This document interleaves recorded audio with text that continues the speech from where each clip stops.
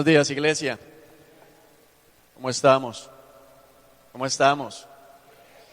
Los que no nos fuimos de paseo. Hay muchos de paseo. Bueno, bendito sea el Señor que les permite a algunos irse de vacaciones. Amén. Vamos a la palabra del Señor, al libro de Números. Y seguimos en esta serie de estudio acerca del éxodo de la iglesia. Números capítulo 27. Números capítulo 27. Cuando lo tengas, por favor, me das un fuerte amén. Números capítulo 27, versículo 12. Números 27, 12. ¿Lo tenemos?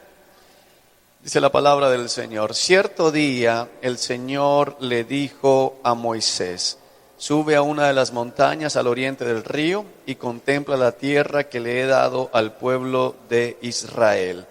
Después de verla, al igual que tu hermano Aarón, morirás, pues los dos se rebelaron contra mis instrucciones en el desierto de Sin. Cuando los israelitas se rebelaron, ustedes no les demostraron mi santidad junto a las aguas. Estas son las aguas de Meribá en Cades, en el desierto de Sin. Vamos a orar, iglesia. Señor Dios que estás en el cielo, te damos gracias. Ponemos delante de ti nuestras vidas, ponemos delante de ti lo que resta de este culto, Señor, que no es un culto para hombres, es un culto para ti. Es un culto para que tu nombre sea exaltado, para que tu gloria, Señor, sea manifestada, Dios que estás en el cielo. Un culto, Señor, para que realmente tú recibas adoración, recibas alabanza y recibas honra. En el nombre de Jesús, como un solo cuerpo, confesamos que en este lugar un solo Señor tenemos, un solo Dios tenemos, un solo Espíritu, un solo Evangelio, una sola fe. Señor Dios Todopoderoso, es lo que está escrito en tu palabra. Ponemos nuestros niños a tu cuidado, Señor, reconociendo que son tuyos. Por eso te pedimos en el nombre de Jesús que lo que estamos haciendo al tenerlos con nosotros durante todo el servicio, Dios, redunde en lo que tu palabra promete, Señor, y podamos ver que se levante una generación diferente, una generación temerosa de tu palabra, una generación, Señor, que esté dispuesta a batallar la buena pelea y a correr la buena carrera de la fe. En el nombre de Jesús, Señor, te pedimos, Padre, porque unjas mi vida, Dios, y yo pueda predicar tu palabra y nada más que tu palabra. También pongo a tu cuidado junto con mis hermanos en la fe, Señor, mi garganta, Dios, que seas tú permitiendo, Padre, que tenga la fuerza suficiente para poder predicar tu mensaje. En el nombre de Jesús, amén y amén. El libro de Números en este pasaje nos relata uno de los momentos más conmovedores, de los momentos más difíciles de transición en la historia del pueblo de Dios hacia su éxodo a la tierra prometida. Recordamos que venimos ya todo este año, creo que hoy es Éxodo parte 19, si no me falla la memoria, estudiando lo que representa el éxodo del pueblo de Israel para nosotros como iglesia, que estamos en el éxodo hacia nuestra tierra prometida, que no está en ninguna parte de este planeta, sino es la nueva Jerusalén celestial. Amén. Y el día de hoy vamos a continuar estudiando lo del silencio. Hace 8 días el Señor nos dijo, bájale al ruido. El día de hoy es Éxodo parte 19, aprendiendo a hacer silencio. Dile al que está a tu lado, aprende a hacer silencio. Que hubo personas que me preguntaron, bueno, listo, hay que bajarle al ruido, pero ¿cómo le bajamos al ruido? Hace 8 días identificamos cómo el ruido en el corazón, el ruido en nuestras mentes, esas ovejas, esos mugidos que dejó el rey Saúl vivo, representan en nuestro corazón realmente cómo ese ruido impide que obedezcamos la voz del Señor, cómo ese ruido nos confunde, cómo ese ruido nos lleva a pensar terca y neciamente como Saúl lo pensaba, que estábamos obedeciendo o que estamos obedeciendo, aun cuando a la luz de la Escritura no lo estemos haciendo. Es tiempo de que como iglesia dejemos de engañarnos a nosotros mismos. Es tiempo de que como miembros del cuerpo del Señor podamos tener la certeza, mira en iglesia, de saber si lo que estamos viviendo es o no es correcto delante de la presencia del Señor. Porque ¿de qué nos sirve que todos nosotros en este lugar nos demos aprobación mutua? El apóstol Pablo, o más bien el Señor a través del apóstol Pablo, lo dice claramente en una de sus cartas. ¿De qué me sirve si mi propia conciencia me declara inocente y aún todos ustedes me declaran inocente? Pues no seré juzgado ni por ustedes ni por mi conciencia, seré juzgado por el Señor. Amén. Así que vamos a aprender el día de hoy a hacer silencio para poder discernir si lo que estás viviendo hasta el día de hoy, si aquello que estás haciendo, cuando digo haciendo es toda la esfera de nuestra vida, el trabajo que realizas, la empresa en la que trabajas, la relación que tienes con tu cónyuge, la relación que tienes con tus hijos, la relación que tienes con tus padres, tu vida espiritual es o no es correcta delante de la presencia del Señor nuestro Dios. Amén. Así que bueno, tenemos aquí un momento de transición. Josué es uno de los hombres más importantes en la historia del pueblo del Señor. De hecho, Josué es el primer hombre cuyo nombre, valga la redundancia, es el título de uno de los libros de la Escritura. Después de terminado el Pentateuco, los 5 primeros libros escritos por Moisés, Génesis, Éxodo, Números, Levítico y Deuteronomio, sigue en orden Josué. Josué fue un hombre fundamental, un general, un hombre de guerra, un hombre de batalla, y fue la persona escogida por Dios para llevar, adentrar al pueblo de Israel en la tierra prometida y tomar posesión de la tierra prometida. Fue Josué el hombre escogido por Dios para que guiara al pueblo de Israel en la posesión de lo que Dios les había prometido. Tenemos aquí, en este pasaje nos dice el Señor que le dijo a Moisés: sube a las montañas al oriente del río y contempla la tierra que le he dado al pueblo de Israel. Después de verla, al igual que tu hermano Aarón, morirás, pues los dos se rebelaron contra mis instrucciones en el desierto de Zin. Cuando los israelitas se rebelaron, ustedes no les demostraron mi santidad junto a las aguas. Estas son las aguas de Meribá en Cades, en el desierto de Zin. El día de hoy no vamos a estudiar ese pasaje en particular, que lo veremos en otra parte del Éxodo, de cómo la desobediencia siempre trae su consecuencia, sea quien sea, porque Dios no tiene favoritos. Pero bástenos en el día de hoy en entender que Dios tomó una decisión de castigar a Moisés y decirle: Moisés, me desobedeciste, ya no vas a entrar en la tierra prometida. Es una cosa tremenda, le dice el Señor a Moisés: sube a la montaña y mira todo lo que les voy a dar, tú no vas a entrar, porque fuiste desobediente. Y en ese momento Moisés, muy a diferencia de cómo reaccionamos muchos de nosotros, que cuando nos disciplinan y nos dicen: bueno, ya no te voy a llevar a comer, pensamos cuando éramos niños, ya no te voy a llevar al parque, entonces ¿qué pensamos? ¿Y a mi hermano sí? Queremos que al otro tampoco lo lleven al parque. Pero Moisés no reacciona así. Mira lo que dice Moisés, versículo 15.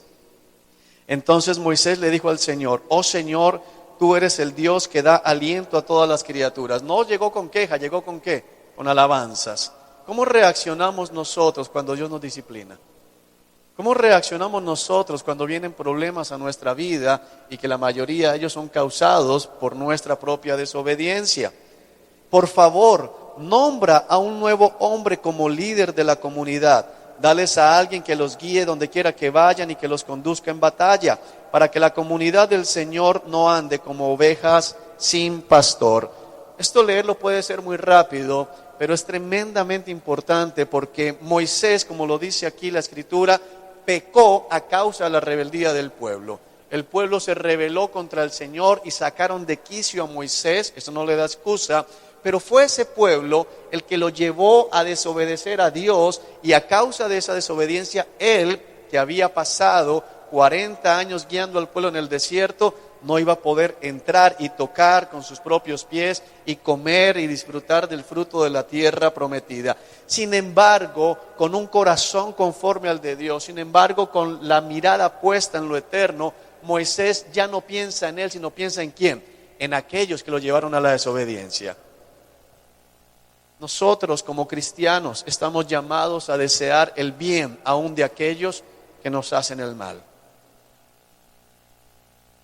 Estamos llamados a amar aún aquellos que nos tiran rocas, aún aquellos que nos hacen tropezar, aún aquellos por cuya causa nos metemos en problemas. Pero normalmente nuestra reacción, y aún siendo cristianos, es la contraria. Es decir, mira la situación en la que estoy por tu culpa.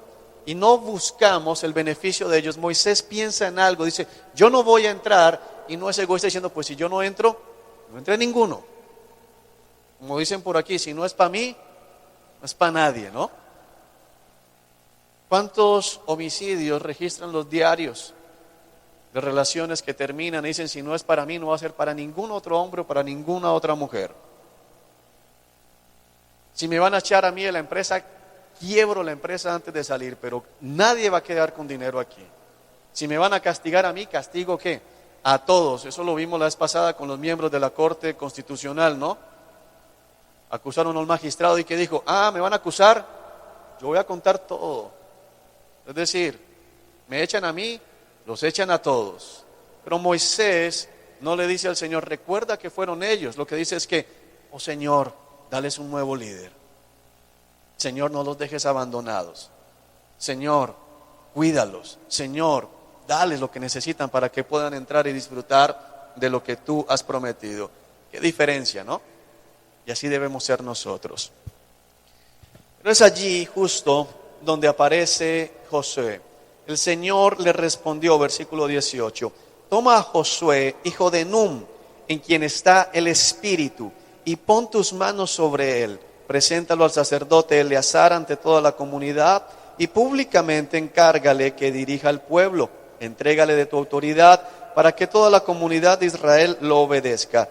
Cuando se necesite dirección del Señor, Josué se presentará ante el sacerdote Eleazar, quien usará el Urim, uno de los sorteos sagrados que se hacen ante el Señor, para determinar su voluntad.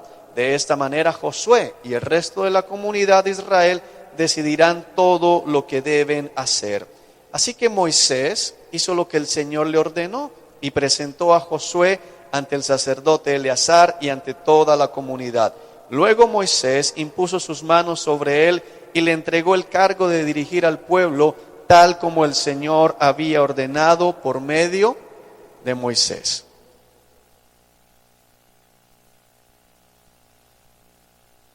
Josué fue el encargado, y quiero que entendamos que no fue elegido por Moisés, fue elegido ¿por quién? Por el Señor. Moisés va delante de la presencia del Señor y dice, Señor, escoge un hombre, dales un líder. Y es el Señor el que dice, trae a Josué, llama a Josué, en quien está el Espíritu. Una cosa importantísima que tenemos que aprender es que el Espíritu no vino después de que fue nombrado, sino que el Espíritu ya estaba en Josué aún antes de ser llevado. Sabes, muchos cristianos están equivocados pensando que vivirán una vida de santidad y que se someterán a la voluntad de Dios cuando lleguen a cierto nivel espiritual. Eso no es más que un engaño satánico. Nosotros, en el mismo momento en que tenemos comunión con el Padre a través de Cristo Jesús, inmediatamente recibimos el Espíritu de Dios. Inmediatamente somos llenos de la presencia del Señor y por esa razón se espera de nosotros que vivamos una vida que muestre el fruto de vivir en comunión con el Espíritu Santo. Amén.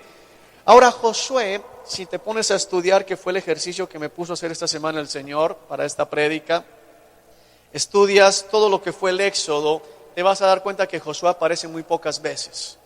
Josué aparece dirigiendo la batalla contra los amalecitas, pero realmente la batalla se inclinaba a favor, era cuando Moisés levantaba las manos. Él estaba operativamente en la batalla. Aparece acompañando a Moisés hacia la cima del monte cuando el Señor le iba a entregar las tablas de la ley, pero Josué no subió. Josué tuvo que quedarse abajo esperando a Moisés. Aparece nuevamente Josué en otro pasaje cuando el Señor los manda, Moisés manda espías y Josué es uno de los 12 espías que van a mirar la tierra prometida y solamente Caleb y él dan un buen reporte diciendo es una buena tierra y la vamos a conquistar. Y otro pasaje que es el que nos llama la atención el día de hoy. Acompáñame al libro del Éxodo, capítulo 31.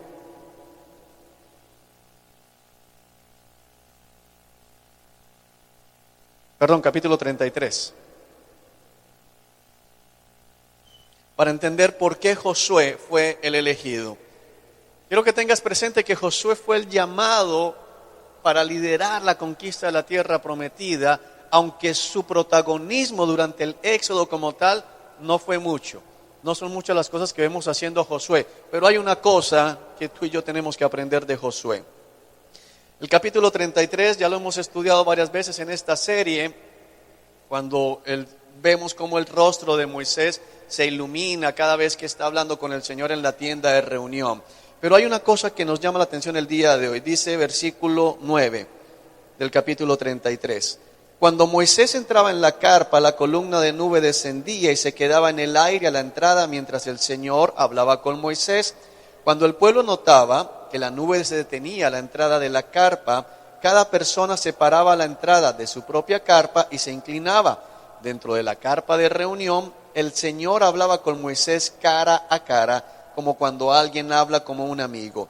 Después Moisés regresaba al campamento, mientras que su asistente, el joven Josué, hijo de Nun, permanecía en la carpa de reunión. Josué, durante el tiempo del éxodo, se dedicó a una cosa y solo una cosa. Estaba en la presencia del Señor. Aún el mismo Moisés, por sus asuntos, tenía que regresar al campamento. Recuerda que aquí nos dice que la tienda de reunión, el Señor la puso fuera del campamento. Había que salir del campamento para ir a la tienda de reunión. Moisés iba y venía. Moisés entraba en la tienda de reunión, hablaba con el Señor cara a cara, algo que nadie más ha tenido el privilegio. Pero Moisés, después de hablar con el Señor, regresaba al campamento, estaba con el pueblo desarrollando sus funciones. Pero Josué se quedaba en la tienda. Josué se quedaba en la carpa donde estaba el arca de la presencia del Señor. Josué fue un hombre que permaneció prácticamente durante los 40 años del desierto en la presencia de Dios. No lo vemos haciendo más cosas, como les dije antes, que la batalla, dirigiendo la batalla de los amalecitas operativamente como el capitán allá en el campo de batalla y simplemente esperando si Moisés levantaba las manos para que la batalla se inclinara a favor del pueblo, acompañando a Moisés a recibir las tablas de la ley y como uno de los espías, 40 días estuvo en ese trabajo. De resto, Josué está en la carpa de reunión, el joven Josué. Y es muy importante esto porque de acuerdo a la escritura, Josué era muy joven cuando el éxodo comenzó. Era un muchacho, dice el joven Josué. Cuando dice el joven se está refiriendo al joven y muchos creyentes jóvenes. ¿Algún creyente joven acá? Levante su mano. Joven, joven, no joven en espíritu, joven, joven. Levante su mano, los jóvenes. Jóvenes, quiero decirles algo en el nombre del Señor Jesucristo. Es mentira que la oración es para los viejos.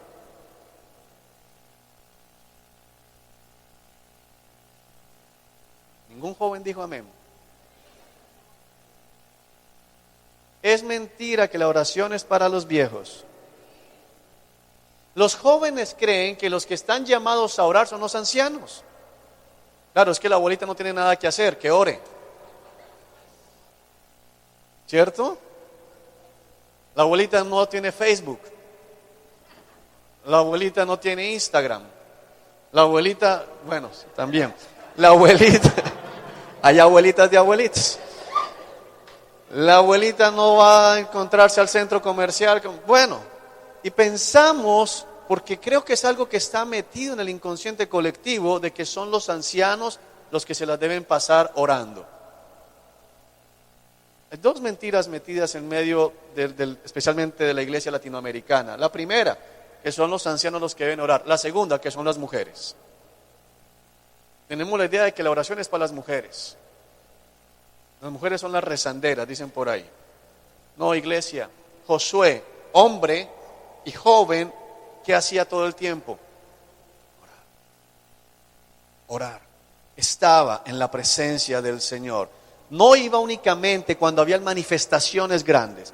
Recuerda que dice la Escritura que cuando la columna descendía era porque Moisés estaba ¿qué? Ahí hablando con el Señor. Pero algunos solamente oran en medio de la manifestación. Algunos solamente oran en el servicio. Algunos solamente oran cuando hay un ayuno, una vigilia, algo especial. Pero Josué todo el tiempo estaba en la presencia de Dios, aunque no hubiese una manifestación sobrenatural, porque para Josué la sola presencia de Dios ya era sobrenatural. Y tú y yo como cristianos debemos entender que el solo hecho de poder invocar el nombre de Jesucristo es algo sobrenatural.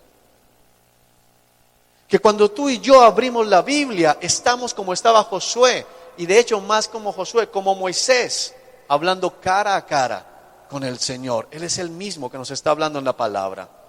Amén. ¿Por qué no entonces pasamos tiempo con Él? ¿Y por qué dejamos la oración para lo último? ¿Y por qué solamente leemos cuando hay tiempo? Y sin embargo queremos vivir vidas victoriosas en Cristo Jesús. Nos lo dijo el Señor hace 15 días y lo vuelvo a decir hoy. No funciona así. Yo amo la presencia del Señor, pero nunca estoy en la presencia del Señor. No funciona así. Es mentira. Es mentira.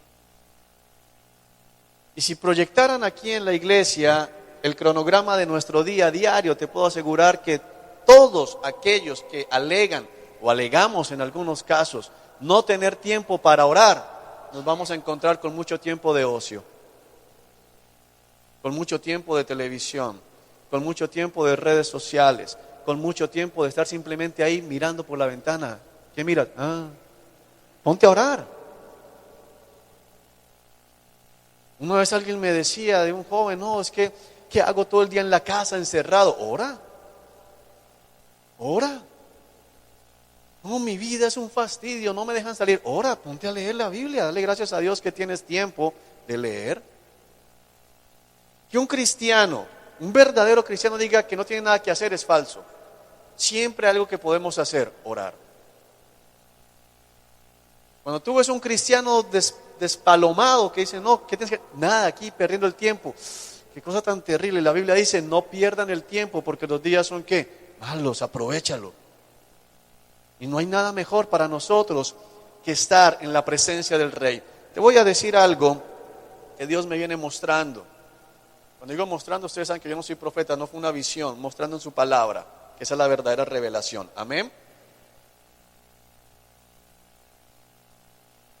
Si cualquiera de nosotros tuviese libre acceso a la persona que consideramos más influyente en el área que nos llama la atención, laboral, económica, en cualquier área. Pensemos en los que les gusta la programación y tuviesen acceso a un hombre como Bill Gates. Pensemos en los que les gustan los negocios y tuviesen acceso a hablar ilimitadamente con un Donald Trump. Pensemos en los que les gusta la política y tuviesen acceso ilimitado a los presidentes de Estados Unidos, de Alemania, todo eso, las personas de más influencia. Acceso ilimitado. ¿No te la pasarías hablando con ellos? ¿No te la pasarías en su oficina solo diciendo, mira, te voy a dejar estar aquí para que veas cómo trabajo? ¿Qué harías tú? ¿O no? ¿Cómo es que hace ahí? El Rey del universo nos dice, ven, te quiero instruir. ¿Y qué hacemos? Estoy cansado.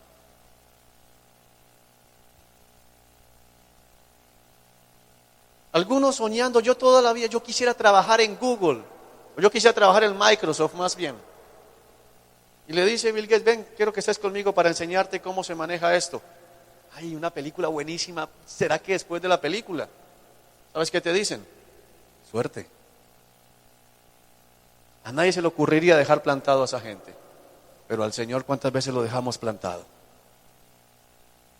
De hecho, te voy a decir, tenemos varios hermanos de vacaciones, pero varios que sé que no están acá por pereza. Sí, es sencillo. Pero decimos que es el Rey del universo. Josué se la pasaba en la tienda, en la tienda de reunión, permanecía. La palabra permanecer no hace connotación a que de vez en cuando visitaba, sino que era un estado ¿qué? Continuo. Todo el tiempo Josué estaba ¿en dónde? En la carpa de reunión, en la presencia del Señor. Ahora, ¿qué tiene eso que ver con el silencio? ¿Sabes? Dios sabía, valga la redundancia, que se necesitaba un hombre con mucha capacidad de presencia del Señor para liderar una campaña grandísima. Se necesitaba un hombre que pudiera seguir instrucciones de Dios para poder llevar a la conquista de la tierra prometida. Sin adentrarme mucho, te voy a recordar que la primera ciudad que tuvieron que conquistar el pueblo de Israel fue la ciudad de Jericó. Una ciudad que tenía unos muros tan grandes y tan gruesos que podían tener 2 carros de guerra tirados por caballos corriendo paralelamente a lo largo de la parte superior de los muros. Muros impenetrables. La ciudad de Jericó jamás había podido ser conquistada y ahora Josué iba a tener que liderar un pueblo que no era un pueblo guerrero, un pueblo que había sido levantado en el desierto, que no había sido entrenado en la batalla para llegar y tomar posesión de la fortaleza más grande de la época. Y la orden que Dios le da a Josué es: ok, Josué, vamos a tomar Jericó. Pon al pueblo a darle una vuelta diaria por 6 días a la ciudad en silencio. ¿A quién se le ocurre? Vamos a tomar la ciudad más complicada, en un ejército fuerte está adentro. Y el Señor le dice a Josué: 6 días vas a estar dando vueltas en silencio. Yo quiero que te pintes porque leerlo es rápido. Pero píntate a todo el ejército de Israel en silencio dándole vueltas a la muralla, y la gente en la muralla, ¿estos qué van a hacer? Y era alrededor de la muralla. Era algo que era vergonzante, uno callado ahí, ni siquiera con las espadas levantadas, sino calladitos ahí en fila india. Den la vuelta en silencio. Si les dicen algo, no contesten, en silencio ahí.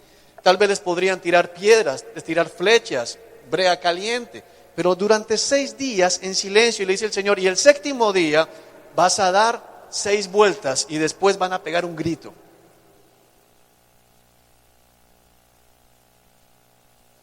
Si el Señor a alguno le dijera: bueno, te voy a dar el trabajo, dale 6 vueltas a la empresa.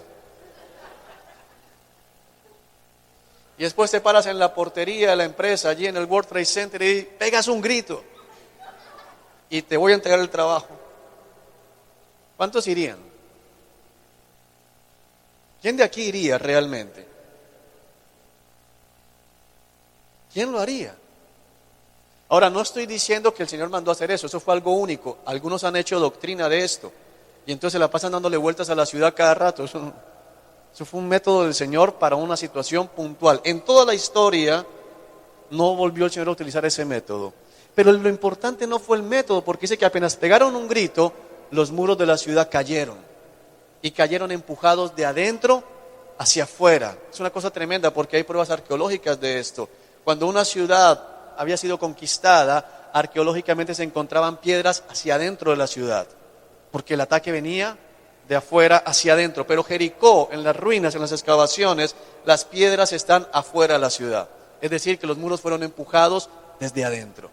Y créeme que no fueron la gente de la ciudad, fue el mismo Dios que empujó los muros. Cosa tremenda. Pero lo importante allí es que se necesitaba un hombre con tanta confianza en Dios, con tanto silencio, tanta claridad en su mente para poder decir: eso es lo que Dios quiere. Un hombre como Saúl jamás podría haber hecho eso. Un hombre como Josué sí, porque estaba entrenado en estar en la presencia de Dios. En silencio, en la presencia de Dios. Acompáñame a la segunda carta a los Corintios para ver cómo aplica eso con nosotros. Segunda carta a los Corintios, capítulo 10.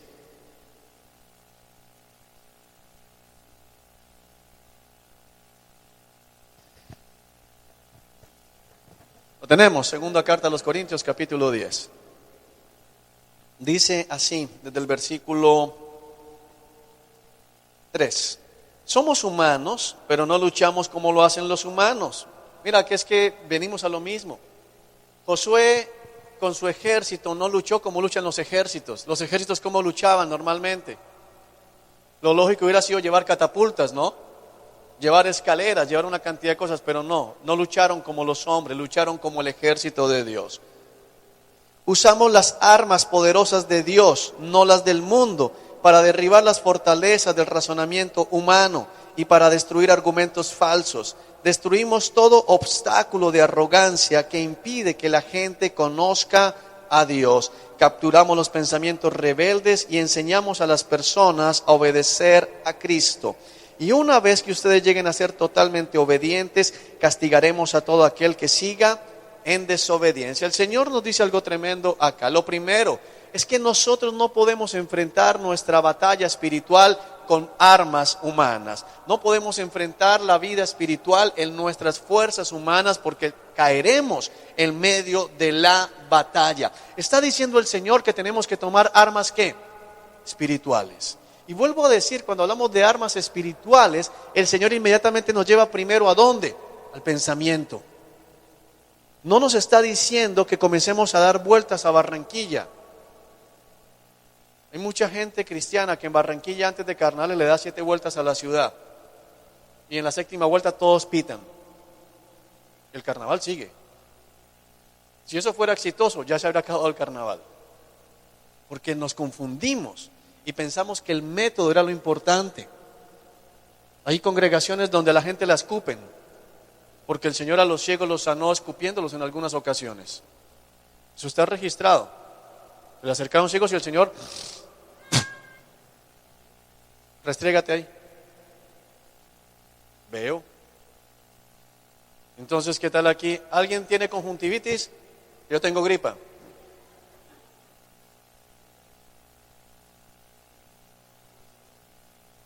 En otra ocasión hizo barro, escupió, hizo barro ahí con su saliva y les puso una especie de ungüento. Pero ese es el método. Lo importante no es el método, ¿es cuál? El principio es que Dios es todopoderoso. Amén. Pero se necesita tener la mente clara para poder discernir lo que Dios desea que hagamos. Por eso aquí el Señor a través del apóstol Pablo dice: vamos no usando las armas humanas, sino las armas poderosas de Dios, no las del mundo, pero las usamos para derribar el enemigo más poderoso, el razonamiento humano. El Señor nos hablaba hace 8 días de cómo el ruido en nuestra cabeza, cómo el ruido en nuestro corazón, el razonar las cosas nos impide avanzar y creerle a Dios. ¿Sabes por qué muchos cristianos todavía temen si mañana van a comer? Porque lo razonan. Porque humanamente hablando, con la situación que tú puedes tener en este momento, todo indica que no vas a comer mañana, pero Dios dijo que vas a comer porque Él prometió que todos los seres humanos y especialmente sus hijos no nos vamos a morir de hambre. Pero el razonamiento te dice que no vas a lograr hacerlo. Cuando pones las cosas de acuerdo a tu lógica, el médico te puede estar diciendo que no hay posibilidad de que esa enfermedad retroceda. Pero si Dios prometió sanidad, amigo, va a haber sanidad. El razonamiento humano te puede decir que tu cónyuge no va a cambiar, que tu suegro, que tu suegra, que el vecino no se va a arrepentir. Pero Dios, si dice que se van a arrepentir, se van a arrepentir. No es en nuestro razonamiento. Cuando hemos estado predicando aquí acerca de los roles del hombre y de la mujer, en el razonamiento humano eso es imposible. En el razonamiento humano, cuando comenzamos a enseñar en esta congregación, siendo mucho más pequeña lo que es el día de hoy, y casi con los mismos costos que tenemos el día de hoy, que las mujeres deberían dedicarse al hogar, como dice la Escritura, que las mujeres no deberían estar trabajando en las empresas, descuidando sus hijos. Humanamente hablando, lo primero que venía a mi mente era, ¿cómo van a pagar las cuentas? Porque se van a bajar, ¿qué?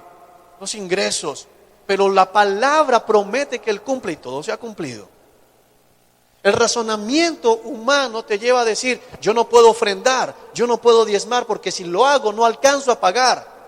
Pero cuando lo hacemos, alcanza y muchas veces sobra. El razonamiento humano te dice, oye, tienes tantas cosas que hacer el día de hoy, que si oras 1 hora, no vas a cumplir todo. Pero Dios hace que si oras no 1 hora, sino 2, haces todo y te sobra tiempo. El razonamiento humano te dice, si les das este pedacito a tu cónyuge y le perdonas la que te hizo, te la va a montar toda la vida.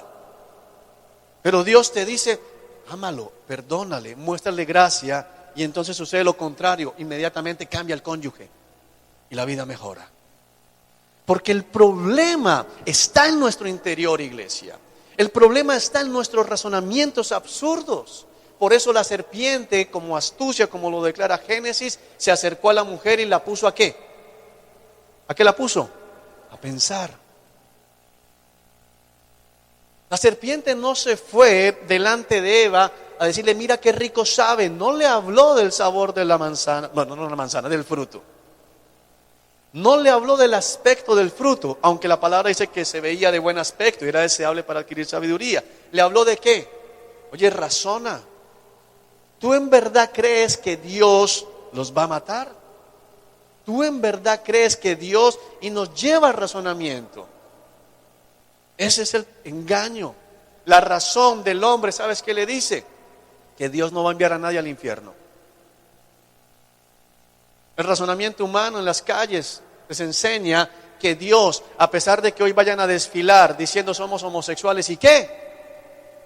Dios está contento. Hoy es el día del orgullo gay. Hay desfile aquí por las calles de nuestra ciudad. Es el único pecado que tiene orgullo. Yo nunca he escuchado el día del orgullo adúltero. Todos los adúlteros, adúltero y qué, no. Ni desfile los que dicen mentiras, vamos, no, les da pena. Que aún el adúltero, el mentiroso, el día de los ladrones, todos, vamos. No se le ocurre a uno, pero es que el pecado del homosexualismo es orgulloso. Eso dice Génesis en la ciudad de Sodoma y Gomorra. Están diciendo no solamente soy homosexual, sino ¿y qué? Soy orgulloso de ser así. Terrible. Pero es el razonamiento lo que los lleva a pensar eso. La Corte Suprema de Justicia de Estados Unidos esta semana aprobó el matrimonio homosexual en todos los estados de la Unión. Obligatorio. Así el propio estado, y es un país confederado. Un estado dijera no. La Corte dijo sí. Y todo el mundo salió a decir triunfó el amor. Ah, sí. Espérate.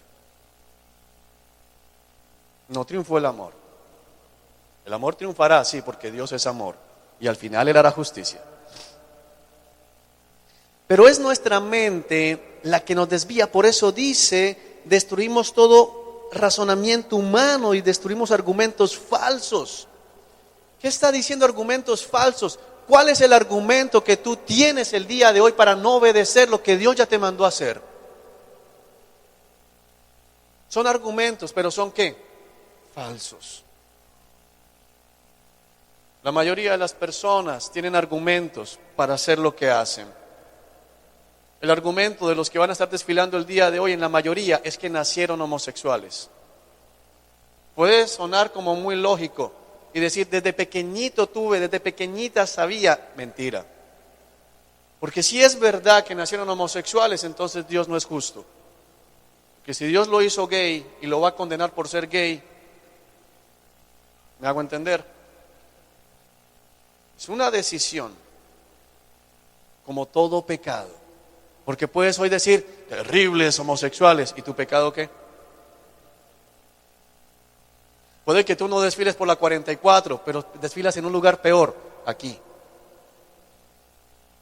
Préstame atención. Porque puede que no te busques 2 adúlteros más. Puede que no te busques 2 mentirosos más. Puede que no te busques 2 orgullosos más. Puede que no te busques 2 chismosos más. Puede que no te busques 2 rencorosos más. Puede que no te busques 2 temerosos más. Pero también desfilas. Y desfilas por un lugar peor. Delante de la presencia del Señor. Cuando tú vives en pecado, escúchame bien. Cuando tú vives en pecado, sabes que estás en pecado y lo único que haces es argumentar para no dejar a un lado tu pecado y pasas por esa puerta un domingo, estás desfilando diciéndole a Dios lo mismo que los de la 44. ¿Y qué?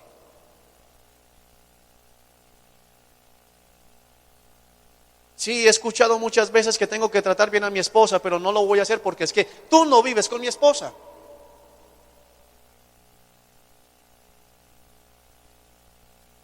Argumentos. Mira, el Señor dice que no te debes dormir aquí cuando estamos en culto. Ay, tú no trasnochaste lo que trasnoché yo ayer. Argumentos. Son argumentos. Nos llenamos de argumentos, pero a la hora de la verdad son argumentos falsos. Dile al que está a tu lado, deja de argumentar.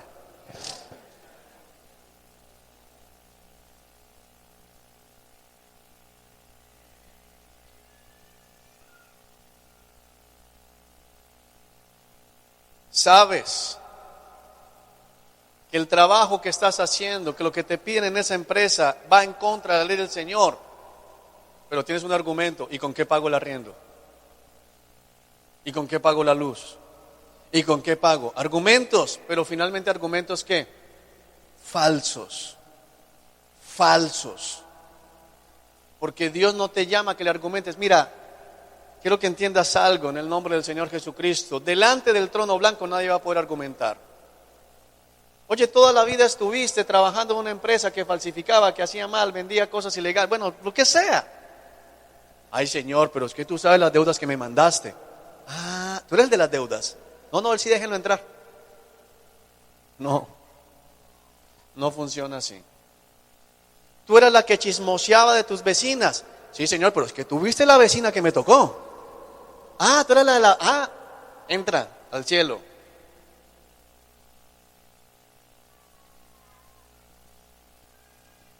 Te la pasas con rencor en tu corazón porque es que te hicieron mucho daño y tienes una raíz de amargura terrible en tu corazón que la llevas hace 20 años. Señor, sé que los que tienen rencor, los que odian no entran al reino de los cielos y vas a llegar y ¿qué vas a hacer? Señor, pero es que a mí fue el que abusaron, ¿te acuerdas? Él fue el abusado, entra. No, iglesia, es mentira. Es mentira. Tienes que aprender a dejar de argumentar porque si no vas a seguir escuchando el ruido. Deja de argumentar. Deja de argumentar. Muchos hombres maltratan a su esposa. Muchos hombres no le dan cariño a sus hijos. Y lo que dicen es, Señor, pero es que acuérdate que mi papá a mí nunca me dio nada de comer. Mi papá a mí nunca me abrazó. Mi papá a mí nunca me cuidó. Ah, tú eres el del papá ese. No, entra. Si esa es la lógica de entrada al cielo, ¿sabes quiénes van a entrar al cielo? Todos. ¿Cuántos están fuera de la iglesia, no se congregan, no quieren nada porque, Señor, ¿te acuerdas que el pastor que yo tuve alguna vez se robó la plata? Ah, tú estabas en esa iglesia. No, entra. A mí un pastor me acusó de robar plata, me acusó de practicar brujería desde el púlpito, yo soy de pastor. Y tenía argumentos para decir, no quiero saber nada más de la iglesia. Pero es que delante del Señor no hay argumentos. Voy a repetirlo. Delante del Señor no hay argumentos. Amén. Amén. El Señor dice, alábame. El Señor dice en la palabra, levanten manos santas delante del Señor. Adoren al Señor con alegría, con címbalos, con flautas. Adoren al Señor con todo lo que son. Háganlo como David, que brincaba. Ay, Señor, pero es que yo soy el que, tú sabes que vivía cansado. Ah, tú eras el cansadito. Entra. No. Es mentira. Es mentira. El Señor dice que tenemos que escudriñar la palabra para poderle conocer. Vas a llegar a decir, Señor, tú sabes que yo nunca leí la Biblia, pero es que a mí la lectura era pesada. Ah, tú eras el que se cansaba leyendo. Entra. No, es mentira. Deja de argumentar porque te estás engañando a ti mismo. Amén. Ahí me está hablando el Señor. ¿Les está hablando?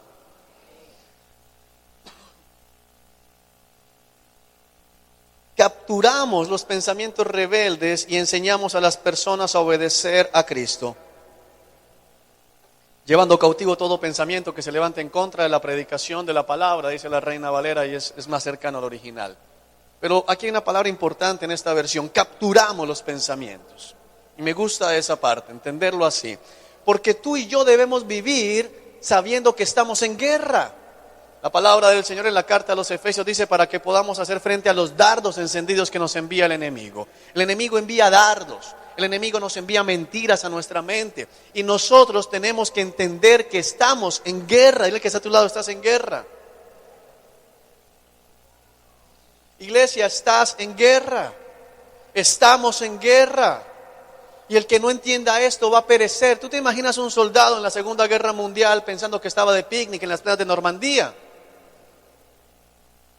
El famoso día D, algunos no han leído historia. El día D, el día del desembarco. Todos en las playas de Normandía y algunos todavía con bermuda. Ay, qué chévere. ¿Y tú por qué viniste armado? ¡Ey! La batalla más importante de la historia y tú vienes en bermuda. Muchos cristianos están en bermudas. Esta semana vi un video que me molestó muchísimo. Muchísimo. Nuestros salmistas, bueno, no son salmistas, pero dicen que son salmistas. Salmistas nuevos. Y vi un video de una de sus canciones alabando al Señor y el video son 4 jóvenes, los 4 de la banda, porque parecen es una banda. En un convertible, un BMW convertible, último modelo, descapotado. Y la vida cristiana es ir con el equipo a todo volumen y en la playa todos jugando y pasando las chéveres. Y qué engaño. El cristianismo no es un día de playa. Es un engaño. ¿Qué estamos creyendo? ¿Qué estamos vendiendo? Estamos pensando que el cristianismo es pasarla de picnic. No hay un solo versículo en todo el Nuevo Testamento que diga, y el Señor se fue de picnic con los discípulos. Ahora, ¿es pecado tener un día de picnic? Yo nunca he tenido picnic, eso es muy elegante. Pero he tenido paseo de olla. El picnic lleva el mantelito. Yo nunca he estado solo un mantelito. Es la verdad.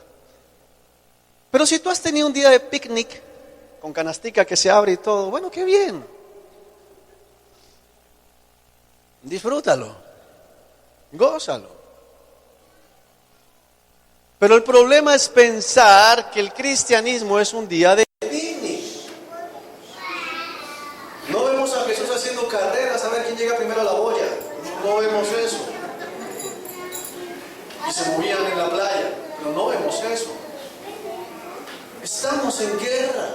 Por eso aquí habla el apóstol Pablo de ir derribando fortalezas. ¿Sabes qué significa derribar fortalezas? Que van tomando ¿qué? Ciudades, van conquistando. Están capturando. ¿A quién se capturan? Los enemigos. Dice, vamos capturando todo pensamiento rebelde. Vamos capturando. Tú debes tener claro que en tu mente hay una batalla. Y debes estar ¿cómo? Alerta. Para capturar los pensamientos que vienen a alejarte de lo que Dios dice que debe ser tu vida como creyente. Esto fue lo que no hizo Saúl. A Saúl le llegaron los pensamientos. Oye, ¿y por qué vas a matar todas las ovejas? ¿Por qué más bien no te las comes? A Saúl le llegaron pensamientos, como lo vimos hace 8 días. Oye, ¿y por qué vas a matar al rey? ¿Por qué no le perdonas la vida? Y te quedas como alguien que está tratando de tener una buena relación con ese pueblo a futuro. No los capturó, hizo todo lo contrario. Los llevó a su corazón y dijo, oye, qué buena idea. Captura el pensamiento. ¿Por qué no te haces amigo de la secretaria? Mira qué tan buena gente que es. Cuidado. Tu matrimonio puede estar en riesgo. ¿Por qué no vemos aquel programa que dicen que es el más famoso y no pasa nada? Cuidado. Cuidado. Captura todo pensamiento que se niega a obedecer a Cristo. Ahora, ¿cómo logramos? Porque algunas veces he escuchado gente que convierte esto, especialmente en la versión Reina Valera, de decir, llevo todo pensamiento cautivo a la cruz de Cristo, en una especie de talismán. Y entonces hay cristianos que se la pasan llevo todo pensamiento cautivo a la cruz de Cristo, llevo todo pensamiento cautivo a la cruz de Cristo, llevo todo pensamiento cautivo a la cruz de Cristo, llevo todo pensamiento cautivo a la cruz de Cristo. Abren los ojos y, ay, otra vez llevo todo pensamiento cautivo a la cruz de Cristo, otra pensamiento cautivo a la cruz de Cristo. ¿Qué estás haciendo? Llevando todo pensamiento cautivo a la cruz de Cristo. No es eso lo que está diciendo. Eso no es lo que está diciendo la Escritura. Te estás convirtiendo en un rezandero más. Estás poniendo una muletilla. Falta hacer una manillita aquí, lleva todo pensamiento cautivo a la cruz de Cristo. Y siguen con el pensamiento. Porque lo que está diciendo realmente la Escritura no es que repitas un mantra. Lo que está diciendo la Escritura simplemente es que capturas los pensamientos rebeldes y les enseñas ¿a qué? A obedecer a Dios. Es decir, que lo que tienes que hacer es tomar ese pensamiento que te dice, mira a esa mujer y decir ¿qué? La palabra dice que el que mira a una mujer y la codicia ya adulteró con ella su corazón. Y que los adúlteros no entrarán al reino de los cielos. No es andar diciendo los llevo cautivos, sino llévalos cautivos. Piensa en la palabra de Dios. Cuando a mí me llega la idea de que soy el único de la cuadra que no tiene una camioneta 4x4 parqueada al frente de todos los que andan por ese sector, no me pongo así, llevo todo pensamiento cautivo, llevo todo pensamiento que fuera camioneta, fuera camioneta, fuera camioneta, fuera camioneta, fuera camioneta. No. Los ávaros no entrarán al reino de los cielos.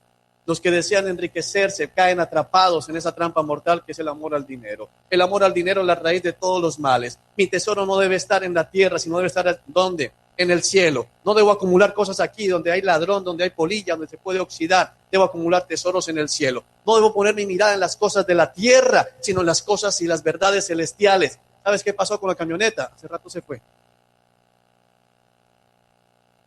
Pero si estás ahí, camioneta, vete, ¿qué estás pensando?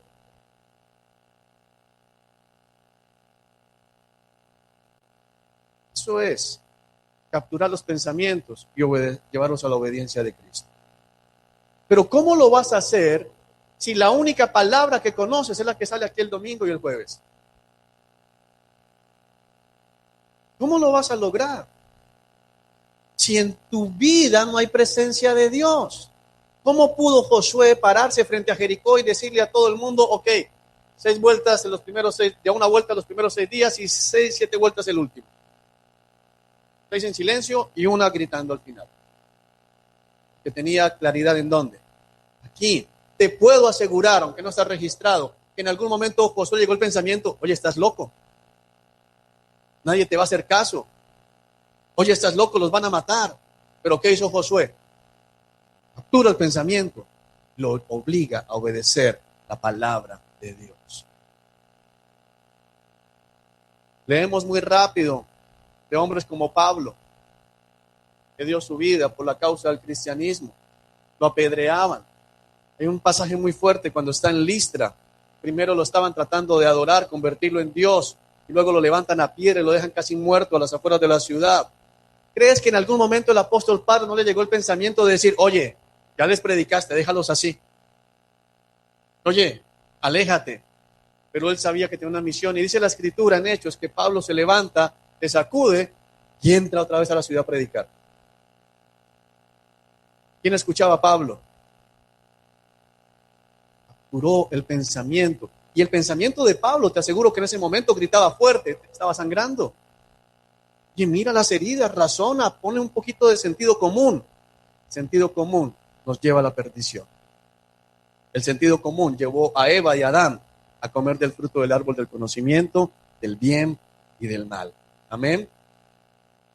¿Cómo logramos esto? Porque vamos por partes, ¿ok? Tenemos que entender que hay ruido. Segundo, tenemos que convertir los pensamientos a la obediencia a Cristo. Pero ¿cómo lo logramos? La respuesta para nosotros como iglesia está en el Evangelio según Marcos.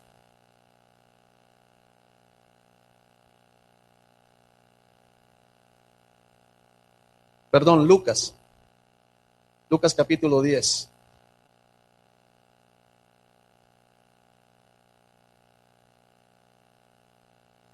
Lucas capítulo 10, versículo 38.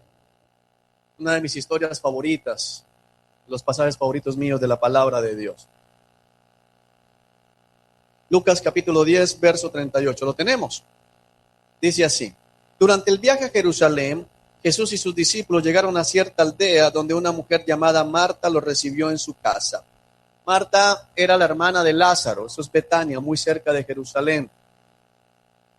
Su hermana María se sentó a los pies del Señor a escuchar sus enseñanzas, pero Marta estaba distraída con los preparativos para la gran cena. Creo que piensen en esta imagen, que es la imagen de nosotros. El Señor había escogido la casa de Lázaro, como un lugar donde le gustaba pernoctar. De hecho, si uno estudia los evangelios, se va a dar cuenta, casi siempre que el Señor iba camino a Jerusalén, hacía una paradita en Betania.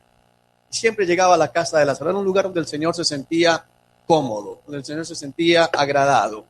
Llega a esta casa y lógicamente Marta dice, oye, llegó el Señor, hay que atender al Señor. Pero dice que María, la hermana menor de Marta, cuando llega el Señor, lo que hace ella es que se sienta a los pies del Señor y comienza únicamente a ¿qué? Escucharlo. Como el ejemplo que poníamos de si te dejan entrar en la oficina de uno de esos hombres. Wow, wow, wow. Pero Marta, lo que estaba haciendo dice, distraída. Estaba abrumada, dice otra versión, preparando una cena. Quiero que entiendas lo delicado de eso, porque la cena que estaba preparando Marta, ¿para quién era? Para el Señor. Ojo con este detalle, porque no dice que Marta estaba ocupada preparando una cena para su amante, no dice que Marta estaba preparando un robo, dice que Marta estaba atareada preparando una cena para el Señor. Y muchas veces nosotros como cristianos somos atrapados en medio de la religión, somos atrapados en medio del activismo de la iglesia. No necesariamente aplica únicamente a los ministros, sino a cada uno de nosotros. Y estamos queriendo hacer cosas buenas para el Señor, preparando supuestamente cosas para el Señor, pero mira lo que sucede aquí en la Escritura.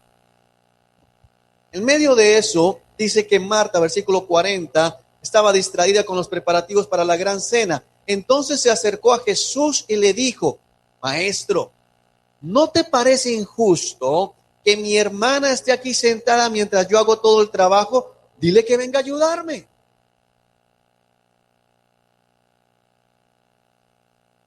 Tremendo.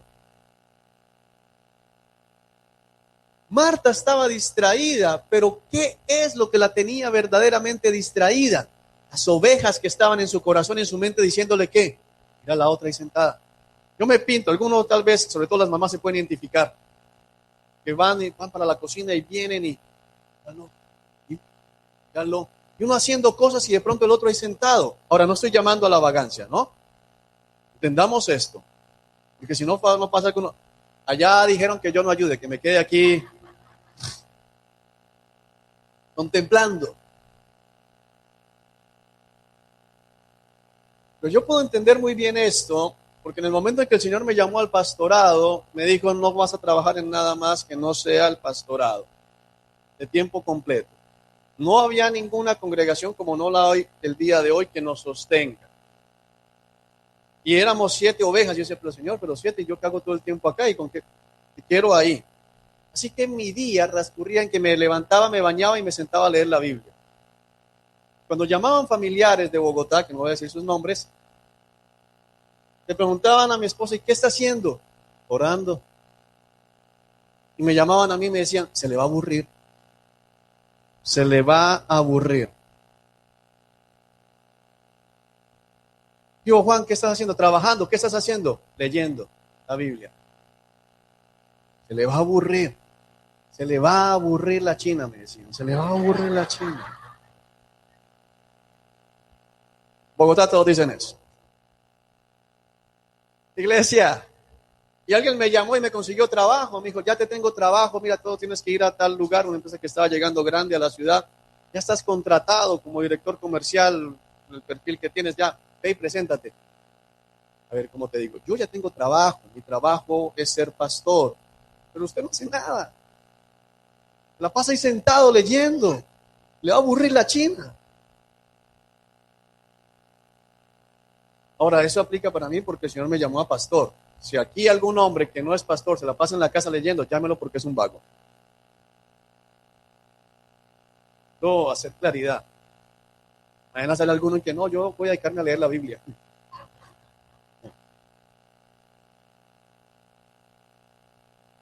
Hoy entiendo que el Señor lo que hizo fue preparar todo para este momento. Amén. Pero el estar haciendo cosas no era lo que tenía distraída a Marta. Lo que la tenía distraída era ¿qué?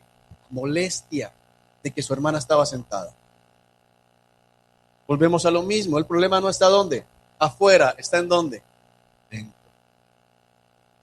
Muchas personas están pecando, no porque no estén haciendo cosas buenas, sino que las están haciendo lleno de motivos equivocados. Las están haciendo pensando en lo que no les han dado. Las están haciendo pensando en lo que no les han recompensado. Puede que tú vayas a tu trabajo todos los días, entregues las cosas a tiempo, las hagas como debe hacerse, pero si todo el día estás pensando en que a fulanito de tal que llegó hace poquito a la empresa y que trabaja menos que tú le pagan más y eso te carcome todo el día, amigo, es igual que si estuvieras en la casa sentado de brazos siendo un vago.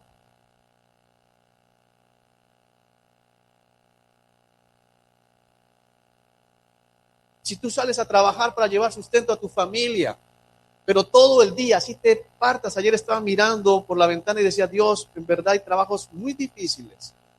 Estaba mirando a un hombre que trabaja con la AAA, esos que van recogiendo la basura calle por calle y van quitando la, la, la maleza. Yo lo miraba a las 12 del día, ese hombre ahí con una pala dándole y después recogiendo, decía, Jesús, este tipo llega cansado realmente a su casa. Y mi esposa me decía, y si es cristiano le toca llegar a jugar con los niños.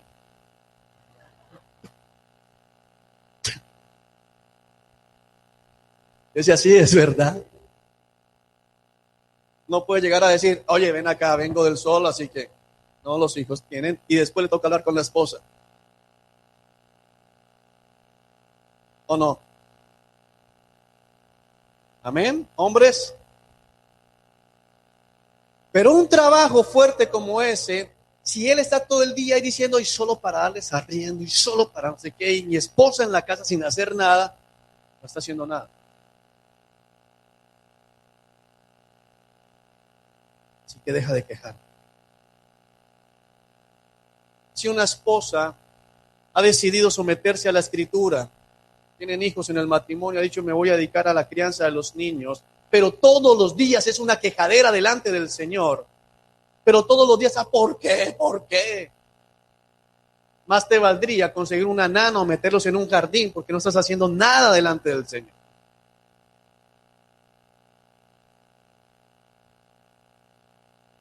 Si dices, yo tengo mi casa ordenada, pero cada vez que vas a tener una sábana, mejor dicho, eso es como si te muera el corazón.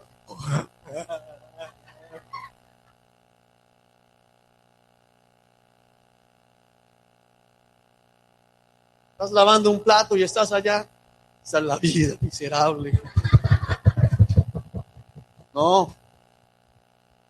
Perdóname, ¿tú a quién le estás lavando los platos? ¿A tu esposo o al Señor?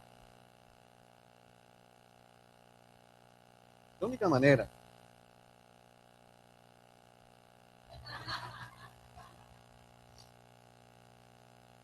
La única manera. ¿O no? Cuidado. Porque ¿cuántas Martas hay aquí?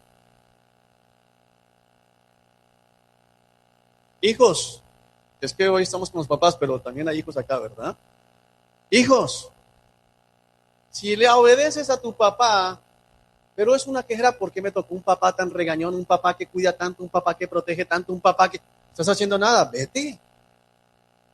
Vete. Una mamá cansona. Vete. Vete.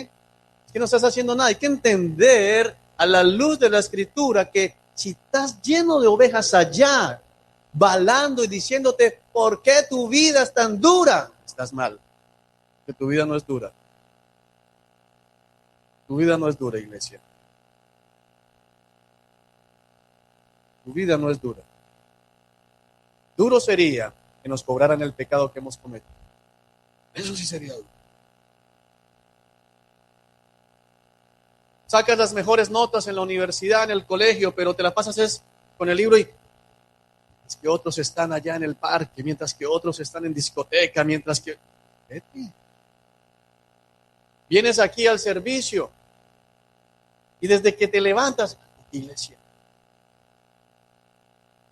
vienes peleando en el bus, vienes peleando con el tráfico y toca, parece que se va a demorar hoy más.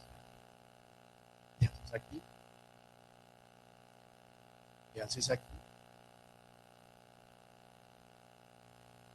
Marta estaba cocinando para el Señor. Creo que entiendas eso. No sé si era un pollo, si era una carne, si era un arroz. Sé que no era cerdo porque eran judíos.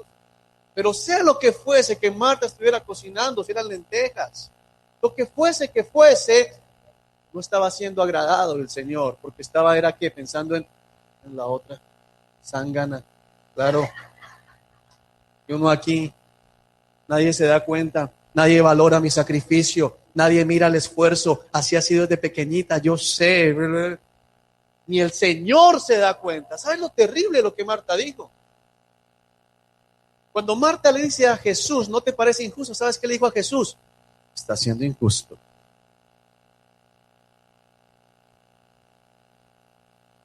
Y bajo el micrófono para que pienses un momento.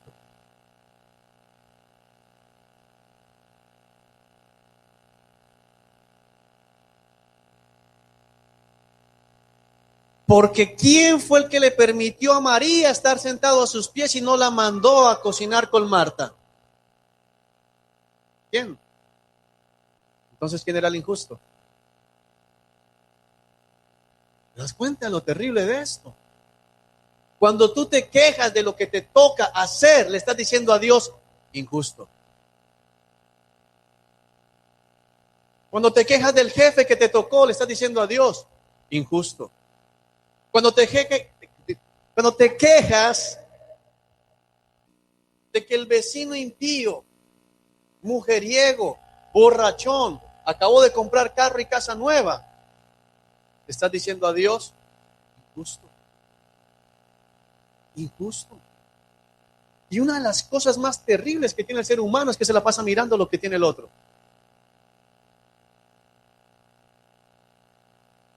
Le estás diciendo a Dios injusto. Cuando miras la nariz del otro, ayer hablamos en el Instituto Bíblico que yo no estoy de acuerdo con las cirugías plásticas porque esta nariz me la dio el Señor. Él la diseñó. Larga, agachada, pero él dijo, esa es. Esa fue. Y te aseguro que me vio y dijo, bonito que me quedó.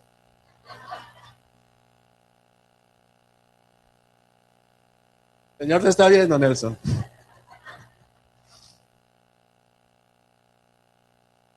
A ti también te ve así. Iglesia, cuando peleas porque eres churca y la otra es lisa, y la que es pelilisa dice, ¿por qué no soy churca? Y la gorda dice, ¿por qué no soy flaca? Y la flaca dice, ¿por qué no soy gorda? Y el alto dice, ¿por qué no soy bajito? Y el bajito, ¿por qué? Porque todos son inconformes. ¿Qué están diciendo? Fuiste injusto. Me hubieras dado esos ojos, yo hubiera mejor dicho. Te ríes, pero es verdad. Hay gente que piensa que no tiene un mejor puesto porque no fuera ojos azules. Me hubieran dado 10 centímetros más. Hubiera nacido aunque sea en estrato 3, pero en el 2 fue complicado. Dios no es injusto, iglesia. Dios nos ha dado lo que cada uno necesita para poder conocerle y llegar a la vida eterna. ¿Ven? Pero Marta tenía tanto ruido en su interior que veía lo que estaba haciendo su hermana como algo malo. Mira la respuesta del Señor. Uno podría pensar que le dice, Señor, mírala ahí tirada sin ayudarme, tantas cosas que hay que hacer. Mira, Señor, hay que picar, hay que cocinar, hay que servir, hay que alistar la mesa. Mira que vienen más invitados y ella ahí sentada. Y el Señor dijeron, oye, sí, María, pilas. La estás montando a Marta, te tenía vista. No, mira la respuesta. El Señor le dijo, mi apreciada Marta. El original es más bonito. Dice, Marta, Marta. Eso es tremendo. Marta, Marta. ¿Sabes qué significa Marta, Marta? Si te sabes el nombre del que está a tu lado, dile.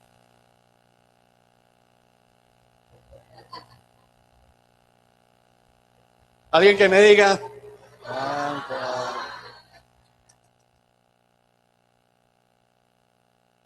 Es tremendo. El original es ese realmente.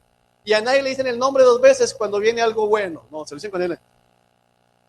Saris, Saris. Uno no espera cuando el papá le decía al jefe, Juanito, Juanito. Lo que está diciendo el Señor acá, Marta, Marta. Hacemos con martillo. Tremendo. ¿Cómo se te ocurre venir a decirme que soy injusto? Acalla esos pensamientos, Marta. Mira lo que está diciendo el Señor acá.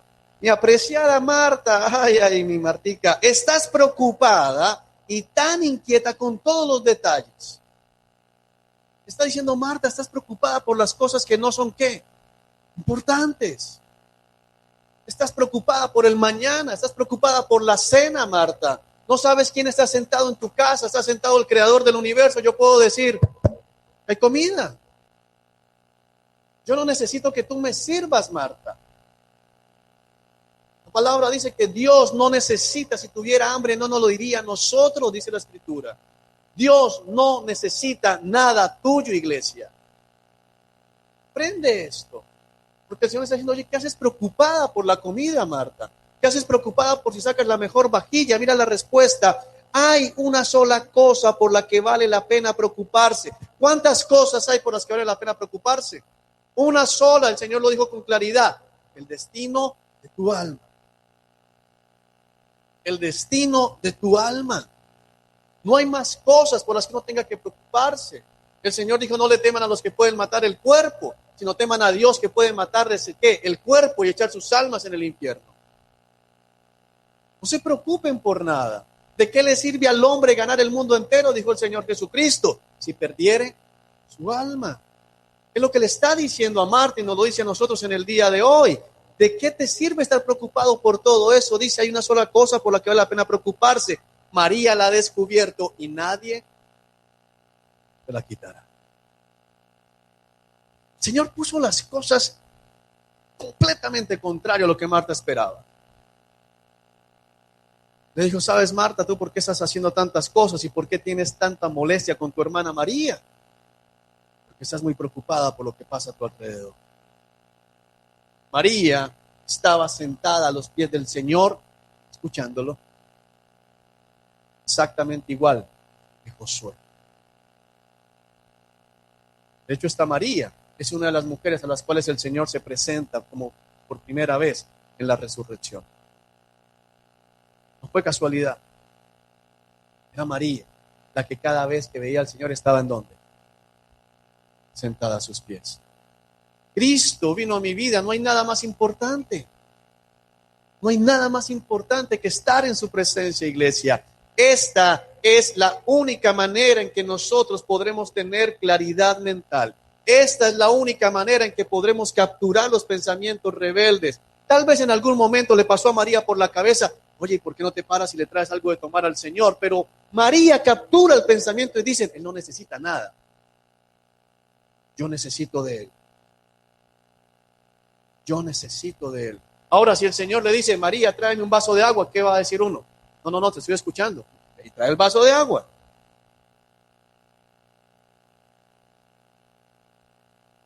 Porque volvemos a lo mismo. El Señor dice que trabajemos. No quiero mañana escuchar una iglesia que todos renunciaron. ¿Y estamos qué? Todos no, leyendo la Biblia. No, voy a trabajar.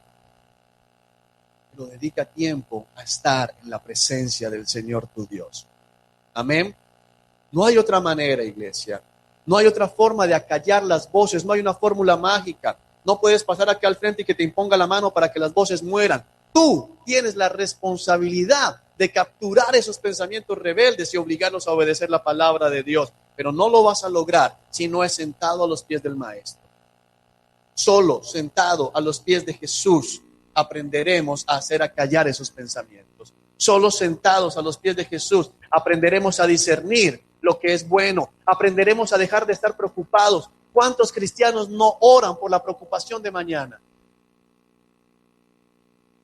Y el Señor dice en su palabra que Él se deja encontrar de todo el que lo invoca con sinceridad, lo invoca de verdad. Él está dispuesto. Ayer estuvimos estudiando en el Instituto Bíblico que Dios es omnipresente y está siempre al lado de todos los que estamos dispuestos a escucharle y a invocarle. Nos prometía unas cosas tremendas. Aunque pasemos por aguas profundas, no nos ahogaremos. Aunque vengan ríos de dificultad, estaremos firmes. Y el fuego de la opresión no nos consumirá. Pero ¿cómo? Si estamos en la presencia del Señor, el Señor en nuestra casa, estamos haciendo otras cosas. Pensando en lo que no ha hecho mi hermano en la fe. quiero decirles algo a cada uno de ustedes en el nombre del Señor Jesucristo. Tu obediencia no depende de la obediencia de tu esposo o de tu esposa. Tu obediencia no depende de la obediencia de tus hijos. Tu obediencia no depende de la obediencia de tus padres. Tu relación con el Señor es íntima y personal. Haz lo que te toca a ti. Haz lo que te corresponde a ti. Y deja que Dios sea Dios y trate con quien deba tratar. Amén. Por último, vamos a 2 de Timoteo. Para terminar.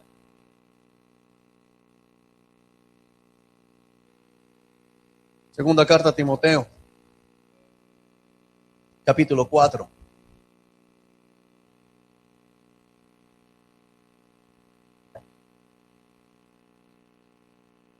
Versículo 1.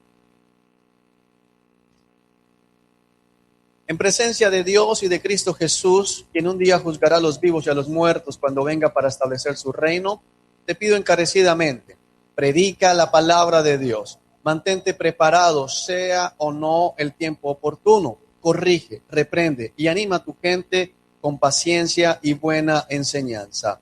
Llegará el tiempo en que la gente no escuchará más la sólida y sana enseñanza.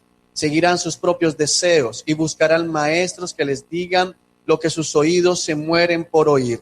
Rechazarán la verdad e irán tras de mitos. ¿Sabes? Esto que acabamos de leer, no te distraigas, ya vamos terminando, es lo que estamos viviendo. Es lo que estamos viviendo. Cada uno está siguiendo lo que quiere escuchar. Tenemos un tiempo en que la iglesia está siendo engañada, en que la iglesia, pero no pienses únicamente en los falsos predicadores, porque no nos está hablando el Señor de lo que está afuera, está hablándonos el Señor del falso predicador que tienes en tu corazón. Está hablando el Señor del falso predicador que tienes en tu mente. Eres tú mismo. El que te dices, no, el Señor no quiere que tenga ese problema. No, el Señor no quiere que tenga esta dificultad. No, el Señor no va a querer que yo me quede sin trabajo. No, el Señor no va a querer que yo me humille delante de mi esposo. No, el Señor no va a querer que yo me humille delante de mi esposa. No, el Señor no va a querer que mis papás me amarguen la vida y no me dejen disfrutar a mis anchas. No, el Señor no va a querer que yo llegue cansado de la calle y le dedique tiempo a mis hijos. No, el Señor no va a querer que yo, en lugar de ver una película y distraerme, me la pase orando. El peor y el más peligroso de los predicadores lo tenemos dentro de nosotros. Ese es el verdadero falso maestro del que hay que cuidarnos. De afuera es fácil identificarlos. Cuando dentro de ti estás dejando que el verdadero maestro predique, el Espíritu Santo de Dios. Amén. Por eso muchas personas son como Saúl. Y aunque viene un Samuel y les dice, estás mal, has desobedecido, dicen, no es cierto. No es cierto, yo sí obedecí. Pero mira que ahí están las ovejas que dejaste vivas y Dios dijo que las mataras. No es verdad, yo sí obedecí, yo sí obedecí. ¿Cuántos cristianos el día de hoy se les ha dicho una y otra vez que están mal? Y sin embargo creen que están bien porque se creen a sí mismos. ¿Qué importa si tú crees que estás bien? Lo importante es que dice la Escritura, la palabra mostraba que Saúl había desobedecido. Sin embargo, Saúl pensaba que estaba bien, porque él se decía a sí mismo lo que quería escuchar, iglesia. Saúl se dijo a sí mismo, obedeciste. Y eso es lo que él deseaba escuchar. Y cuando viene Samuel y le reprende, dice, no es verdad, yo sí obedecí. Yo sí obedecí. Pero tenía tanto ruido, tantas mentiras en su interior, que al final termina diciendo, ok, sí, desobedecí, pero no me deshonres delante del pueblo. Perdí lo más importante, la presencia de Dios, pero me quedo con el respaldo del pueblo. Iglesia, es tiempo de capturar los pensamientos rebeldes y hacer silencio delante de la presencia de Dios. Versículo 5. Pero tú debes mantener la mente clara en toda situación. No tengas miedo de sufrir por el Señor. Ocúpate en decirles a otros la buena noticia y lleva a cabo todo el ministerio que Dios te dio. ¿Qué está diciendo el Señor aquí? Algo tremendo. Mantén la mente clara en toda situación. En toda situación es en toda situación. Algunos piensan que las situaciones para mantener la mente clara son solo las de problemas. No. Cuando una persona está en prosperidad, también se puede distraer. Lo te voy a poner en contexto para entender lo que está diciendo aquí el Señor. Pablo le escribe esta carta a Timoteo desde una prisión, la cual sería el último lugar que Pablo habitaría en la tierra. Estaba en un lugar donde estaban confinados todos los reos condenados a muerte. Pablo sabía que de ahí saldría únicamente a morir. No sabía era cómo. Pero desde ese lugar le escribe a Timoteo y le dice: Timoteo, mantén la mente clara en toda situación y no tengas miedo de sufrir por Cristo. ¿Por qué? Porque Pablo sabía que aunque Timoteo era un hombre de Dios, que aunque Timoteo era un hombre que seguía a Cristo, que aunque Timoteo era fiel al ministerio que Dios le había entregado y era un muchacho joven y estaba pastoreando, al escuchar que Pablo estaba en prisión y que iba a morir, vendrían pensamientos a su mente que le dirían: cuidado porque terminas igual que Pablo. Por eso el apóstol, o el Señor a través del apóstol, provee esta carta y le dice: Timoteo, captura ese pensamiento. No tengas miedo, Timoteo. Si te toca morir igual que yo, muere por Cristo. Si te toca sufrir igual o más que yo, sufre por Cristo, Timoteo. Porque eso es lo valioso delante del Señor. Y le da la razón. Ocúpate en decirles a otros la buena noticia y lleva a cabo todo el ministerio que Dios te dio. En cuanto a mí, mi vida ya fue derramada como una ofrenda a Dios. Se acerca el tiempo de mi muerte. Yo quiero que entiendas que Pablo no está ocultando su situación. Muchos cristianos quieren decirle a todo el mundo que se hicieron millonarios por ser cristianos, que la enfermedad se fue de sus vidas por ser cristianos, que todo es color de rosa, y eso no es verdad. En muchos casos, hacerse cristiano te puede traer problemas financieros. En muchos casos somos cristianos y estamos enfermos o no. Hay hermanos en la fe que están enfermos. Yo estoy enfermo y llevo 1 año y medio enfermo. No han podido saber qué es la laringitis que tengo allá. Y estuve el viernes en el médico y me dijeron que me van a hacer 3 cirugías en el pulmón. Pero Cristo ha cumplido lo que ha prometido.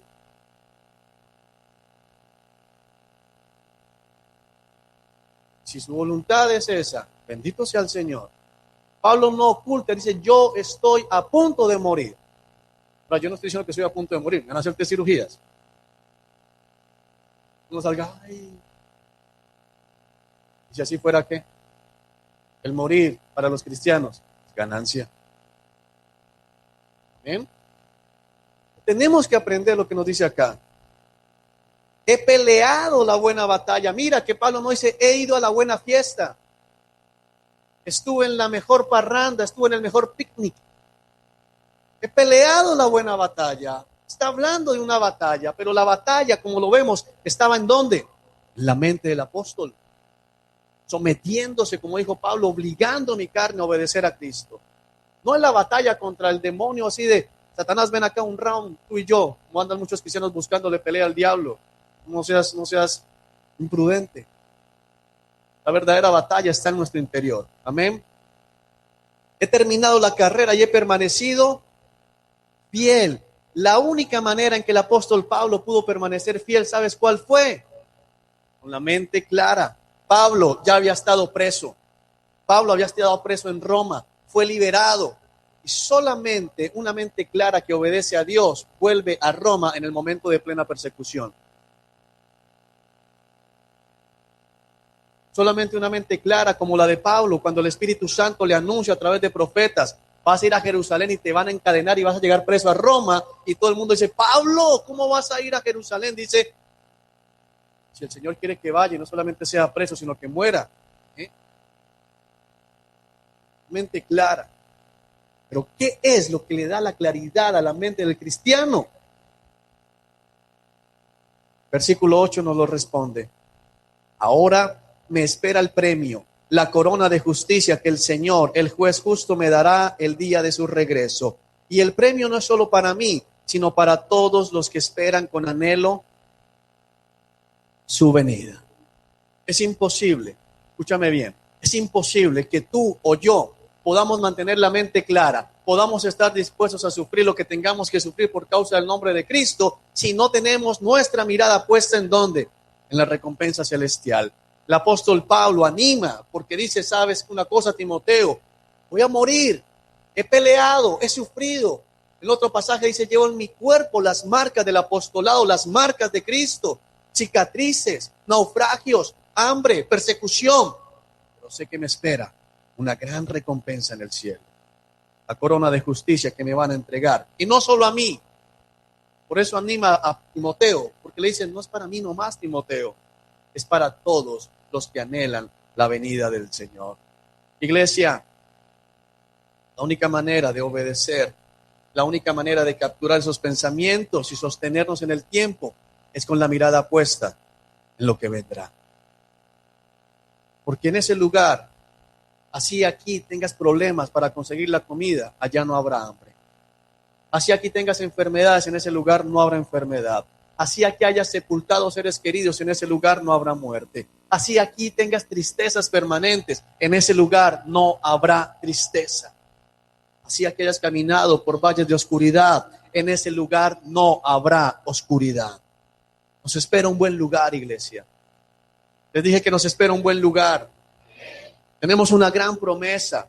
Nosotros nos reunimos cada domingo para celebrar que tenemos un objetivo común, un llamado común, una esperanza gloriosa en común. Vamos a estar con Cristo por toda la eternidad. Esto es temporal.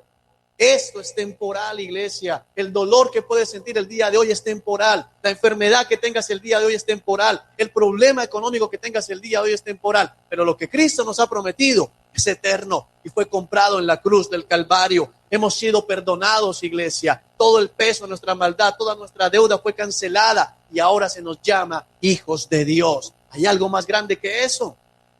¿Hay una promesa más grande que esa? No la hay. Pero debemos vivir todos los días anhelando su pronto regreso. Amén. Vamos a orar. Señor Dios que estás en el cielo, Padre, yo te doy gracias. En verdad te doy gracias porque, Señor, tú eres tan fiel, tan poderoso. Dios, ¿cómo podríamos hacerlo sin ti? ¿Cómo podríamos avanzar, Señor, 1 metro más en esta carrera si no fuese por ti? Yo hoy pongo delante de ti la vida de todos mis hermanos en la fe. Aún oramos por aquellos que no están aquí, no porque estén fuera de la ciudad, sino porque se llenaron de argumentos y tienen muchas excusas para no estar acá. Oramos, Dios, porque esos argumentos sean derribados. Oramos, Señor, porque ellos aprendan a capturar esos pensamientos rebeldes. Oramos en el nombre de Jesús por todos los que están en este lugar y que están enfrentando aflicciones. Oramos por nuestros hermanos que esta semana tendrán cirugías. Oramos por Kate, oramos por mi madre que serán operados esta semana. Oramos en el nombre de Jesús por todos los que padecen enfermedad en este lugar. Oramos, Señor, por todos los que tienen tribulaciones económicas. Oramos, Señor Dios Todopoderoso, por aquellos que han sido traicionados, por aquellos que están sintiendo, Señor, como aquellos que más aman, aquellos que están cerca de ellos, les han causado daño. Oramos en el nombre de Jesús por todos aquellos cuyos corazones han sido maltratados en esta semana. Oramos por todos aquellos que han padecido injusticia, por todos aquellos que han padecido persecución por causa del nombre de Cristo. Oramos por todos aquellos, Señor, que no saben qué va a pasar mañana, porque la verdad es que ninguno sabe qué va a pasar. Pero oramos, Señor, no solo porque tú tienes el poder para sanar, creemos que tienes el poder para sanar. Creemos no solamente que tienes el poder para pagar las deudas, creemos no solamente que tienes el poder para, Señor, arreglar las relaciones que se han roto. Creemos no solamente que tienes el poder, Señor, para traer paz y alegría en los corazones entristecidos. Realmente oramos, Señor, no solamente clamando porque hagas un milagro en ese sentido. Oramos por el milagro verdaderamente importante. Oramos, Señor, porque a pesar de que en algunos casos la situación permanezca, oramos porque en algunos casos, Señor, si tenemos que vivir enfermos como vivió el apóstol Pablo, aunque rogó 3 veces pidiéndote que le sanaras y tú le dijiste, no, te basta con mi gracia. Señor, tengamos certeza en cada corazón, en cada vida, Dios que estás en el cielo, de que hay una promesa eterna y esa promesa se cumplirá. De que tú Has empezado una obra con nosotros y el que empezó la buena obra la terminará. Oramos en el nombre de Jesús, Dios Todopoderoso, porque podamos levantarnos de este lugar el día de hoy con la mente renovada. Podamos levantarnos, Señor Dios Todopoderoso, con la mente clara, Señor, sin ningún tipo de tinieblas. Señor, pensando claro en cada situación. ¿Y cómo poder pensar claro si tu palabra no está en nosotros? ¿Cómo poder pensar claro si la luz no ha alumbrado en nuestros corazones? Por eso yo oro en el nombre de Jesús, porque tu luz alumbre sobre cada vida, porque tu luz alumbre sobre cada corazón, porque tu luz admirable alumbre sobre cada mente en la mañana de hoy. Oramos por misericordia, por todos aquellos que van a participar en el desfile el día de hoy. Oramos en el nombre de Jesús, porque nuestros corazones no sean orgullosos. Oramos en el nombre de Jesús porque no caigamos en la trampa de pensar que nuestro pecado es inferior al de ellos. Oramos por no caer, Señor, en la trampa de mirarlos, Señor, con desprecio, sino que podamos mirarlos, Señor, como tú los ves, con el deseo de que se arrepientan y sean salvos. Oramos en el nombre de Jesús porque tu Espíritu Santo hoy traiga convicción. Oramos en el nombre de Jesucristo de Nazaret porque haya gente que les pueda predicar el día de hoy, porque hayan personas que se acerquen a ellos, Señor, no para condenarles, sino para decirles que van a ser condenados, pero que tú no deseas condenarlos, deseas que se arrepientan y sean salvos. Oramos en el nombre de Cristo porque tengas misericordia de Estados Unidos, un país que fue cimentado sobre la Escritura y que te ha dado la espalda. Oramos porque tengas misericordia y que se levante en ese país una iglesia firme, una iglesia decidida, una iglesia que deje a un lado los mitos, las mentiras y se dedique a proclamar el verdadero mensaje del Evangelio. Fortalece a todos los hermanos en la fe en Estados Unidos que hoy están sufriendo, que hoy están angustiados por lo que acaba de suceder. Oramos en el nombre de Jesús por todos los misioneros que están en países donde el cristianismo es prohibido, para que se fortalezcan como Timoteo, para que tengan la mente clara y puedan seguir adelante llevando el mensaje del Evangelio. En el nombre de Cristo Jesús, amén y amén.